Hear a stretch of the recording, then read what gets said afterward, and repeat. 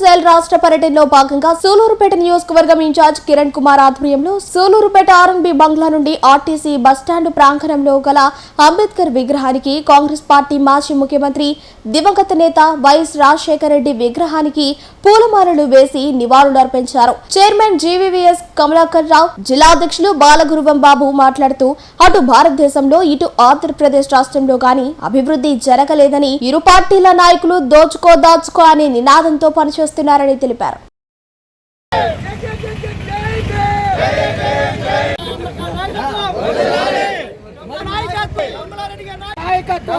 స్వాతంత్రం వచ్చిన తర్వాత కాంగ్రెస్ ప్రభుత్వం దాదాపు బ్రిటిష్ పాలనను తరిమికొట్టి స్వాతంత్రం సాధించి పెట్టిన తర్వాత స్పోర్ట్స్ విషయం, భారత రాజ్యాంగం ప్రకారం స్పోర్ట్స్ విషయంలో ఎవరైతే ప్రతిభ కనపరుస్తారో ప్రతి ఒక్కరికి కూడా అవకాశాలు కల్పిస్తూ మిగిలినటువంటి వారికి ప్రభుత్వ ఉద్యోగ అవకాశాలు కల్పిస్తూ రావడం జరిగింది.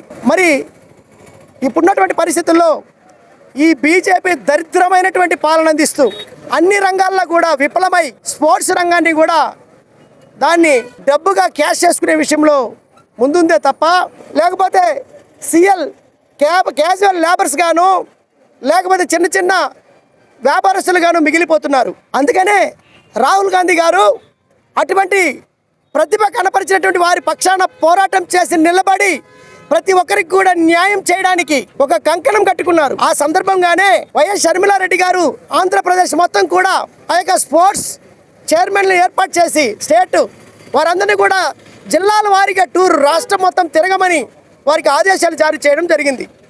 ఆ సందర్భంగానే కమలాకర్ గారు ఈ యొక్క తిరుపతికి విచ్చేసినట్టు సందర్భంగా ఆయన సూచనలు సందేశాల మేరకు వారందరూ కూడా చెప్పడం ఏంటంటే, ఏ ఒక్క ప్రతిభ కనపరిచినటువంటి యువకులందరికీ కూడా వారి పక్షాన మనం నిలబడదాం, వారి పక్షాన పోరాటం పొందుమంటే మీలాగా బీజేపీ ప్రభుత్వంలో కలిసి మీరు వాళ్ళకి చింగిచాంగ్ కొట్టడం కాదయా.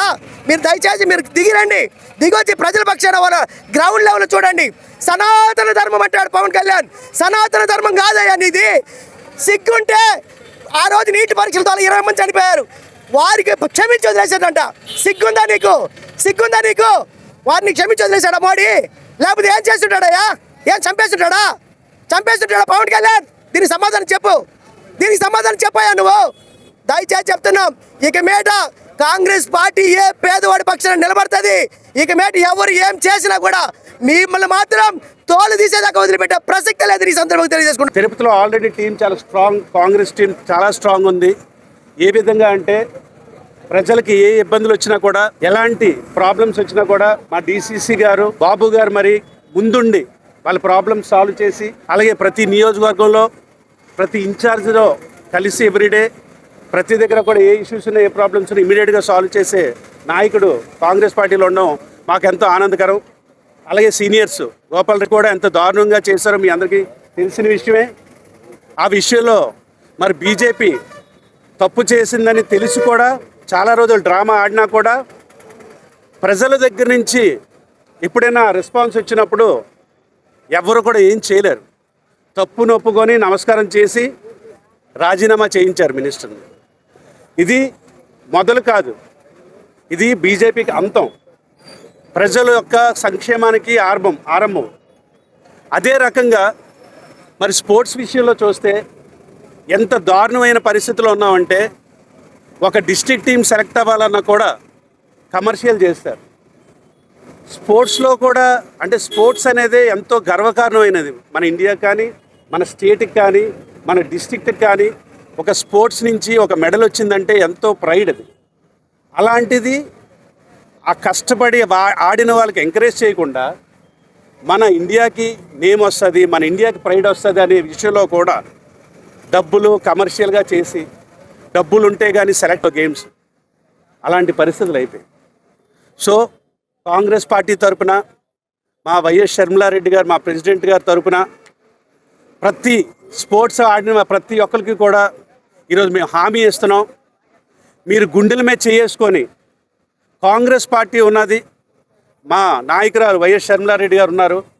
ఎవరికి ఏ ప్రాబ్లం వచ్చినా కూడా, ఎలాంటి ఇబ్బంది వచ్చినా కూడా, నిజంగా టాలెంట్ ఉండి మీ ప్రతిభకి సరిగ్గా దక్కట్లేదు, భారీగా ధర్నా చేస్తాం. కంపల్సరీగా త్రూఅవుట్ ఇండియా స్టేటే కాదు త్రూ అవుట్ ఇండియా స్పోర్ట్స్ మంచి విధంగా నడిచేటట్టు 100% ఎఫర్ట్స్ పెట్టి మళ్ళీ అది తీసుకొస్తామని అందరికీ ఈ సభ ద్వారా మనం చేసుకుంటాం. చాలామంది స్పోర్ట్స్ సంబంధించి చాలామంది స్టేట్ నుంచి నేషనల్ బాల్ అయిపోతున్నారు, ఎక్కడెక్కడికి ఆగిపోతున్నారు. దీన్ని ఉద్దేశించుకొని మన షర్మిలమ్మ గారు ఈరోజు సార్ను పంపించారు. ఖచ్చితంగా ప్రతి ఒక్క పేద విద్యార్థులు స్పోర్ట్స్కి సంబంధించిన ప్రతి ఒక్కరు కూడా పాల్గొని కమిటీలు ఉండి స్పోర్ట్స్కి సంబంధించి ఏదైనా కూడా మేము ముందుండి వాళ్ళకి న్యాయం చేస్తే మేము కోరుకుంటున్నాం.